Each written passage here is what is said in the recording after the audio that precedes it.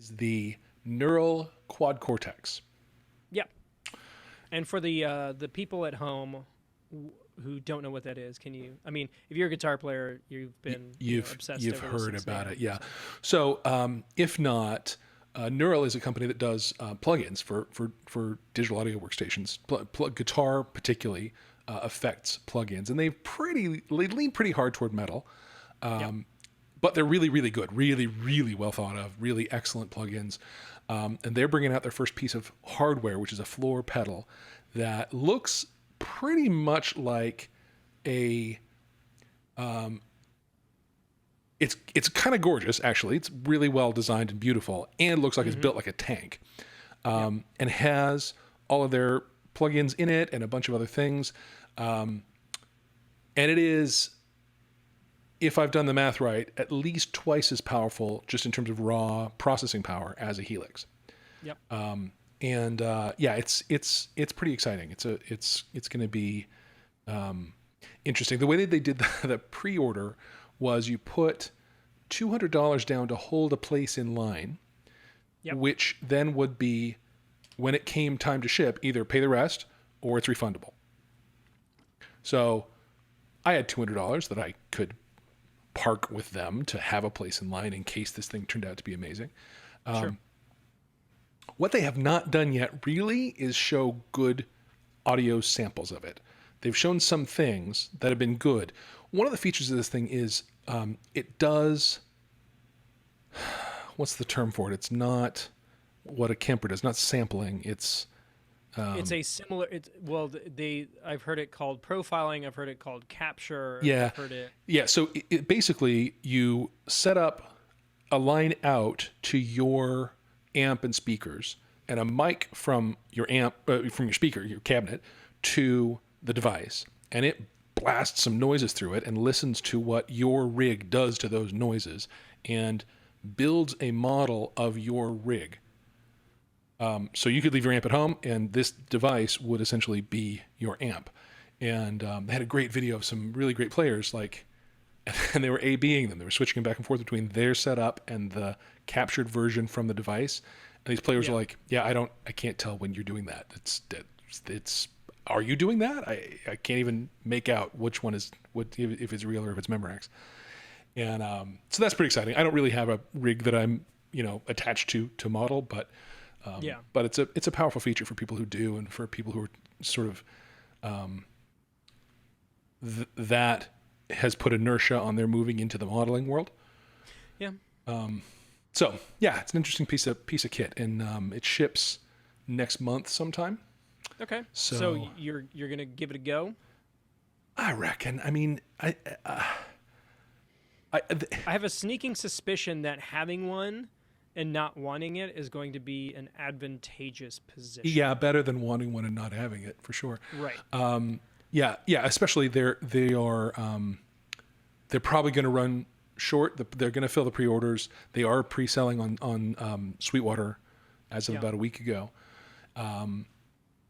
but they will certainly get in short supply at some point. And if I was sitting on one that I didn't love and I was felt no need to move to it from my Helix, then it could move on from me. That'd be fine. Yeah, I mean that's kind of where I'm at. Is that the Quad Cortex kind of looks like a cross between the Fractal FM3 and the HX Stomp, and maybe a little bit of the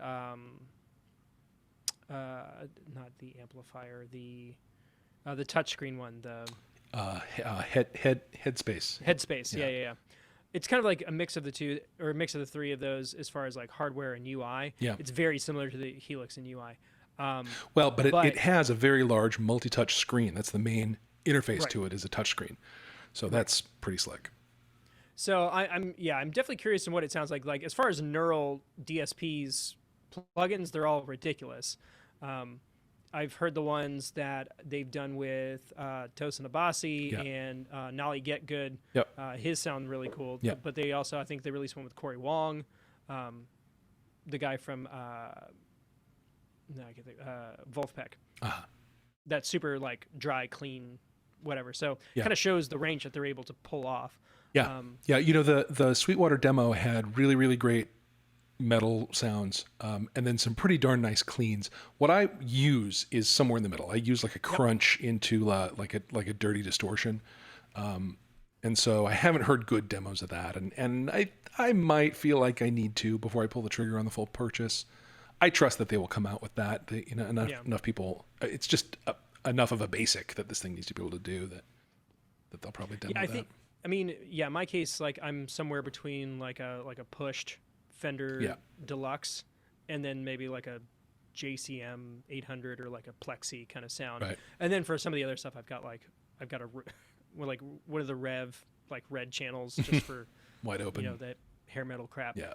So yeah, I am, to say that I'm morbidly curious is, you know, an understatement, but I don't know. I don't know what would have to happen in that market for me to jump ship at this point, you know?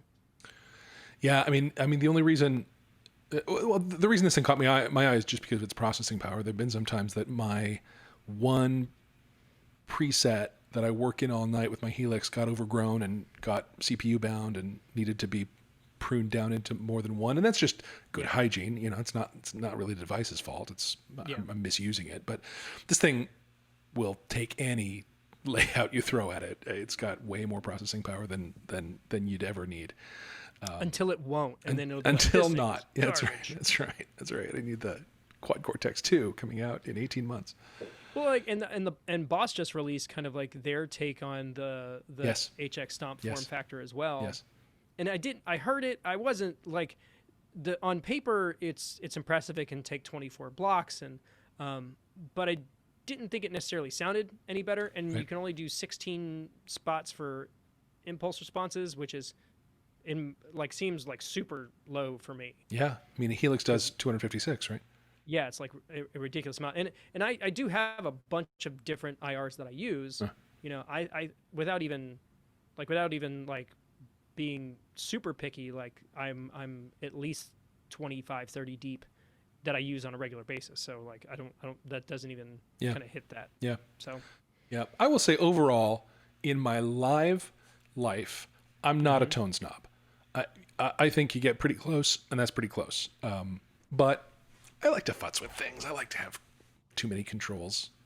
You know, the Helix has been satisfying that way for me. I like the big board when I have more time to mess with things, but like the Stomp has just been like a godsend. Right. And I need to go in and I need to tweak some stuff and like move some stuff around. But as far as the sounds that I get out of it, I'm like 100% pleased. Yeah. Like very rarely am I going like, man, I wish I had a couple more blocks. And I know that a couple more blocks are coming, but like I just need like a workable like rhythm tone, and I got that in spades on that device. So yeah. Cool. Well, that is the extent of what I really wanted to talk about gear-wise. Cool. Yeah, I don't have anything else to talk about other than, you know, just getting back into the acoustic world. Super fun. And I may actually use my PRS because I did get a really great sounding Callings impulse response pack from Worship Tutorials, and as well as like an acoustic patch that's got like really nice sounding delays and stuff. And I played at the wedding. I played my PRS through it, and it sounded really, really good. So cool. I may just do that. Yeah. And actually, the front of house guy was like, "Oh wait, I didn't realize that you switched." I was like, "Okay, can't be mad at that." Yeah, very nice. That guitar's way easier to play. Anyway.